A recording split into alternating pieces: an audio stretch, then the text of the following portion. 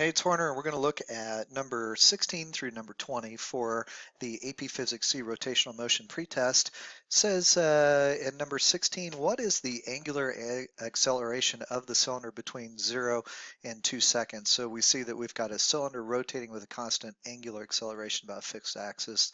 The moment of inertia is I is equal to 4, and at time t equals 0, the cylinder is at rest. So we know our original velocity, angular velocity here is equal to 0.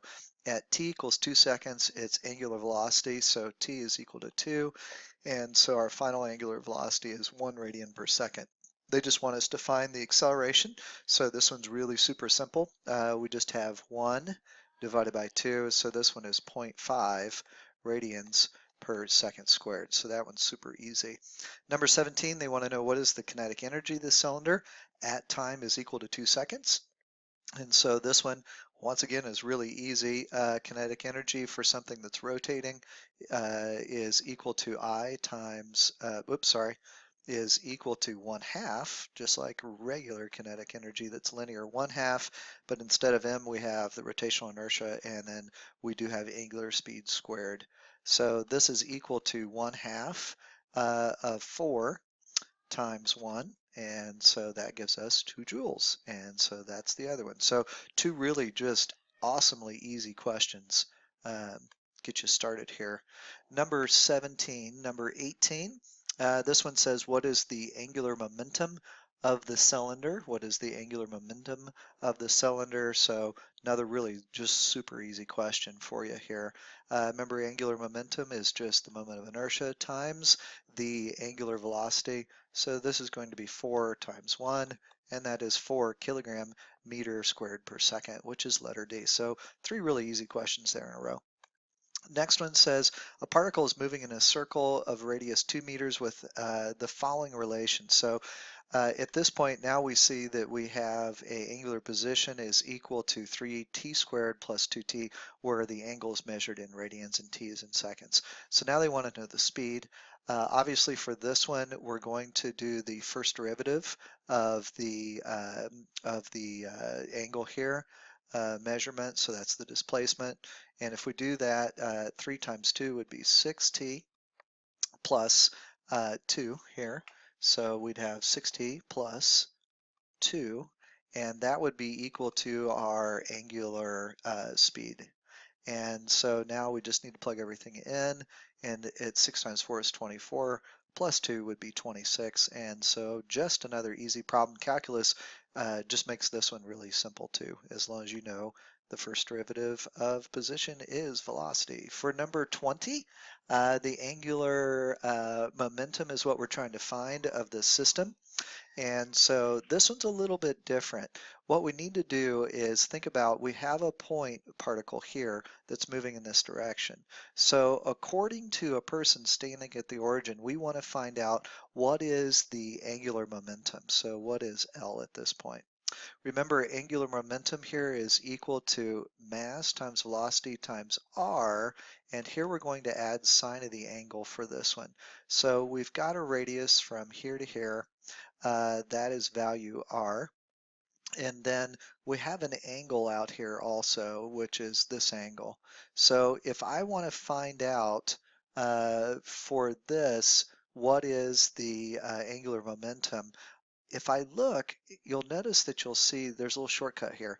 It's r times the sine of the angle. So if I know this radius and I take the sine of the angle, that's actually this side, which is represented with A.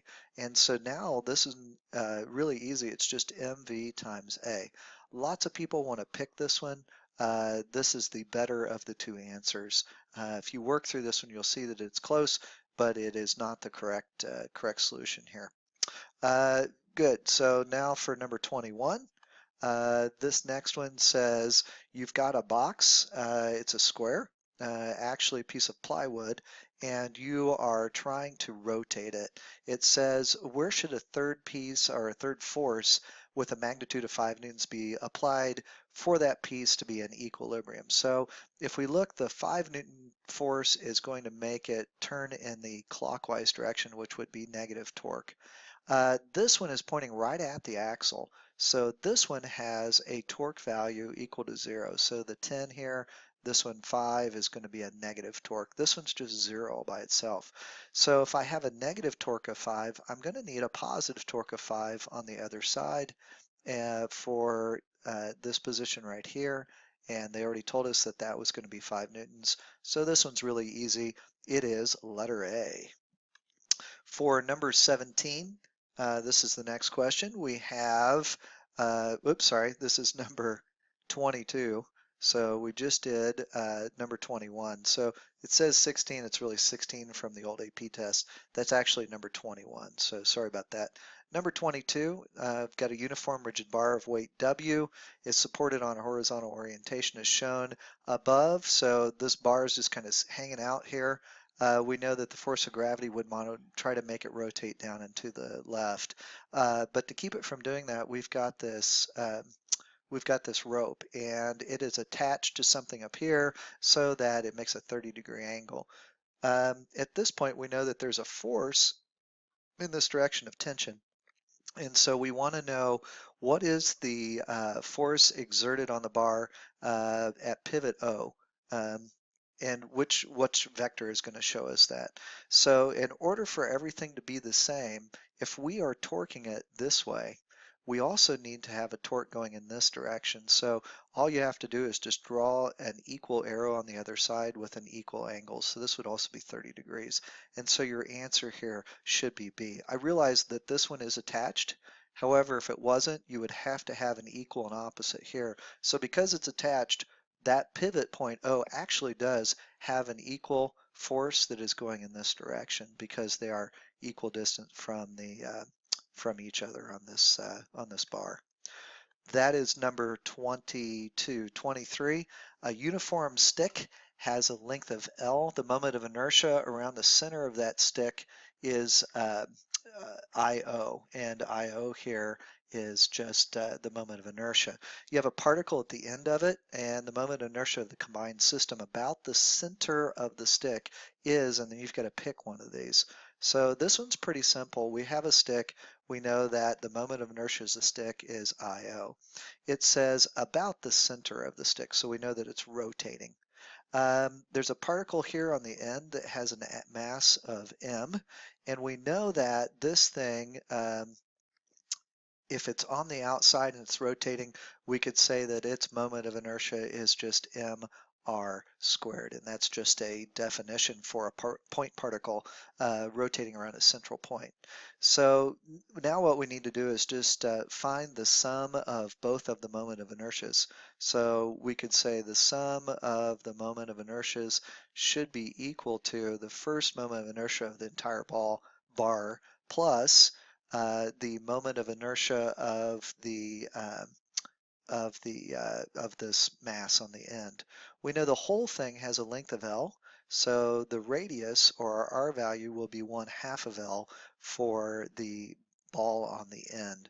So we're going to plug that into R squared. So at this point we're going to have the mass times the R squared. So that would be 1/2 of L squared. And so now we can say this is equal to IO plus, now 2 times 2 is 4, so 2 squared is 4. So we're going to do 1/4 of ml to the second power. So now that we've got that little guy there, we can go on and solve the rest of this one by just looking for the correct answer. And it is the very first answer, letter A, and that is it. So that is the total moment of inertia for that combined system. So just another really simple kind of definition type of thing. Okay, so for this one, number 24, we have a light rigid rod with masses attached to each end. And so because the rod is light, when they say light, that means that you don't have to worry about the mass of the rod itself when we do our calculations. When we release it from rest, the rod begins to rotate and has an angular acceleration, and they want us to figure out what that angular acceleration is. So the first thing that we need to do here is let's just find the moment of inertia for the entire system. So that would be equal to the sum of the mass times the radius squared here. And that would be equal to, so let's do each side. This side is going to be positive because we know it's going to rotate in this direction, and this side's going to be negative for torque.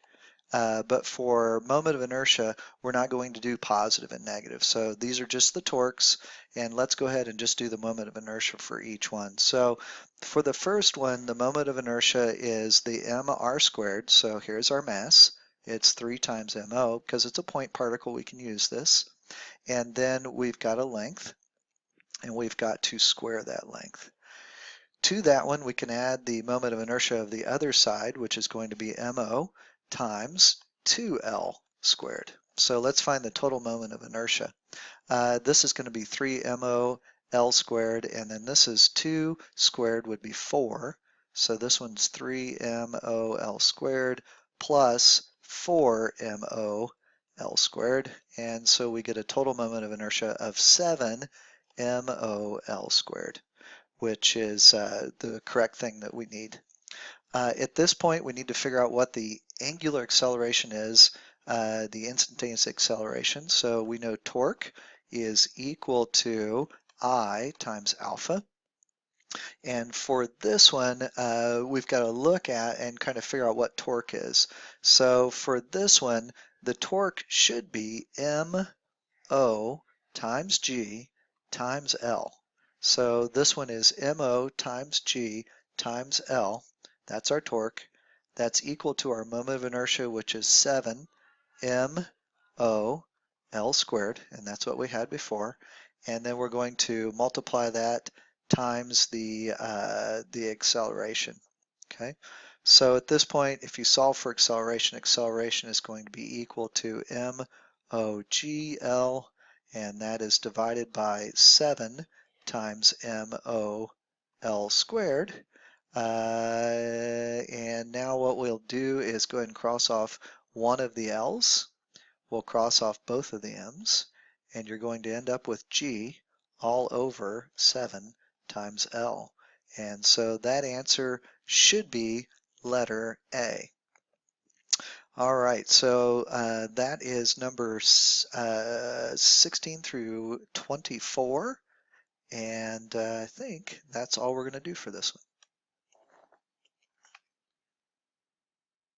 I just realized on this one I didn't really tell you what the torque is, why the torque ended up being MOGL.